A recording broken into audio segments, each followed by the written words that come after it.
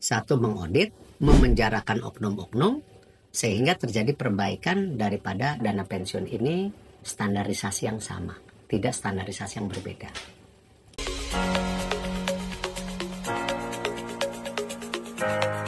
Baik, tadi Anda menyebut ini bukan sekedar memenjarakan orang atau pihak tertentu, tapi juga ada perubahan sistem di situ.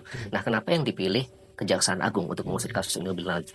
Ya, Pak? karena perangkatnya memang Kejaksaan Agung itu kan punya pengalaman yang dalam dalam kasus-kasus korporasi. Dan Pak Jaksa Agung sendiri punya background yang sangat expert di hal-hal seperti ini. Karena itu ketika kita mendorong program bersih-bersih BUMN, makanya kita itu bukan hanya dorong tapi berdiskusi. Terjadi kesepakatan baru kita dorong. Contoh misalnya untuk Garuda. Itu kan Garuda itu ada kasus korupsinya di mana pengadaan pesawat terbang yang harganya waktu itu dibandingkan rata-rata dunia yang 8%, Garuda menyewa 27%. Nah, lalu itu diturunkan. Kenapa bisa mahal? Di mana keputusan yang salah?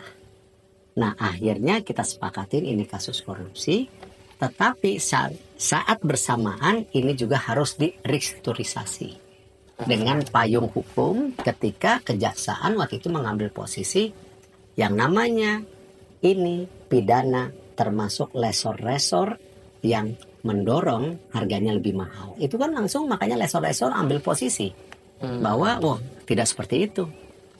Ini oknum gitu. Nah, akhirnya kita bisa restrukturisasi total waktu itu di PKPU sampai 98 atau 99% menyetujui restrukturisasi itu. Dan memenjarakan dan merestruktur, akhirnya sistemnya terbentuk dan hari ini bulan Agustus Garuda itu sekarang menjadi perusahaan yang sangat sehat ketika apa? Profit atau laba sebelum depresiasi dan pajak itu sudah mencapai 4,7 triliun. Nah, itu yang kita mau. Bukan hanya menangkap memenjarakan, tapi juga menyelamatkan perusahaannya dan siapapun yang ada di bawah perusahaan itu seperti nasabah ataupun siapapun lah ya, kan perusahaan ini supaya bagus gitu. Tetapi ini menjadi sistem dan menyehatkan. Nah gitu. Nah ini yang kita pengen kenapa program-program bersih-bersih BUMN ini jangan di stigma hanya memenjarakan. Tapi ini bagian restrukturisasi, perbaikan dan menjadikan juga BUMN sebagai benteng ekonomi nasional. Sama seperti dana pensiun, BUMN-nya sehat, pensiunannya harus sehat gitu. Kalau nggak kasihan dong. Nanti para generasi muda atau mungkin yang sedang bekerja hari ini 10-15 tahun yang lagi kan nggak dapat apa-apa. Nah ini yang saya lakukan, kesinambungan, kesejahteraan tidak hanya BUMN tapi semua manusianya. Jadi selanjutnya apa Pak? Tadi contoh kasus sudah di analoginya seperti kasus Garuda di masa lalu ini maskapai ya. Tentu ini akan berbeda dengan masalah dana pensiun BUMN. Langkah selanjutnya apa yang akan dilakukan setelah berkoordinasi dengan BPKP dan membangun sinergitas dengan pihak-pihak lain? Jadi satu, mengaudit, memenjarakan oknum-oknum sehingga terjadi perbaikan daripada dana pensiun ini standarisasi yang sama, tidak standarisasi yang berbeda. Sehingga semua pola pengelolaan dana pensiun ini harus good corporate governance dan transparan dan bisa dilihat hasilnya. Ya, contoh misalnya salah satu yang sering digelapkan sama Asabri dan Jiwasraya yaitu faktor investasi saham. Nah, ini kan ada menyebut mismanagement tadi di situ ya, penggelembungan. Nah, istilahnya. Belum kalau investasi tanah yang di markup. Nah ini kan hal-hal yang saya rasa kita nggak boleh seperti itu. Kalau kita bicara yang namanya pensiunan itu kan mereka mau cari aman.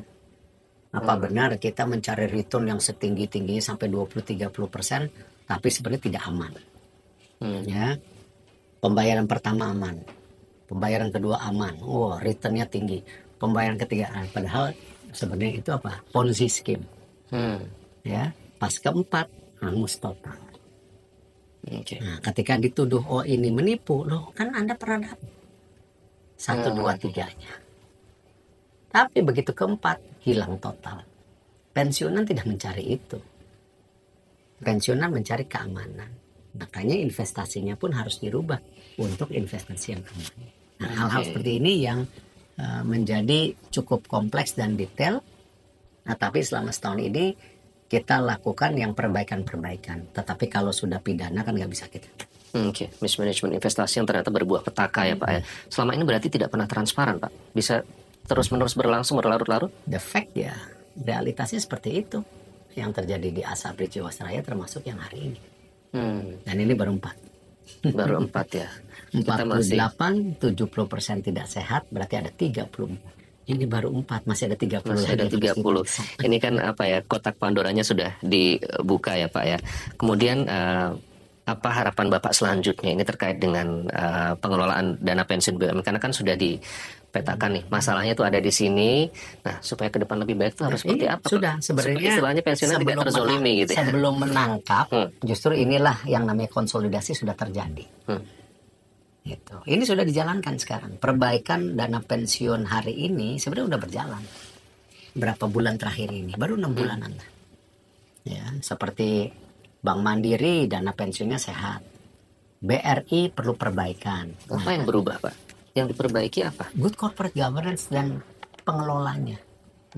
Ya, bahwa yang mengelola dana pensiun ini, saya tidak maksud menurunkan level pensiunan, tapi ya yang namanya pengelola dana pensiun ya harus profesional, gitu, yang memang punya background manajemen dan keuangan yang baik, bukan karena individu ini bekas pensiunan ini harus kita hormati, bukan, belum tentu dia capable, ya kan? Nah, kita harus mencari expert yang bisa mengelola dengan baik. Makanya salah satunya dana pensiun ini didampingi oleh AFG. Insurance company kita, gitu, yang mendampingi supaya ini loh standarnya, nggak boleh yang ini. Nah, yang ini kalau masih dilakukan, berarti nanti masuk yang ini, gitu. Ya masuk kejaksaan maksudnya. Artinya ada mekanisme monitoring baru ya Pak, lebih ketat ya, lebih strict ya. Kalau enggak ya nanti jadi bom waktu gitu. Oke, tidak ingin ada bom waktu selanjutnya. Nah, lebih baik dilidahkan hari ini.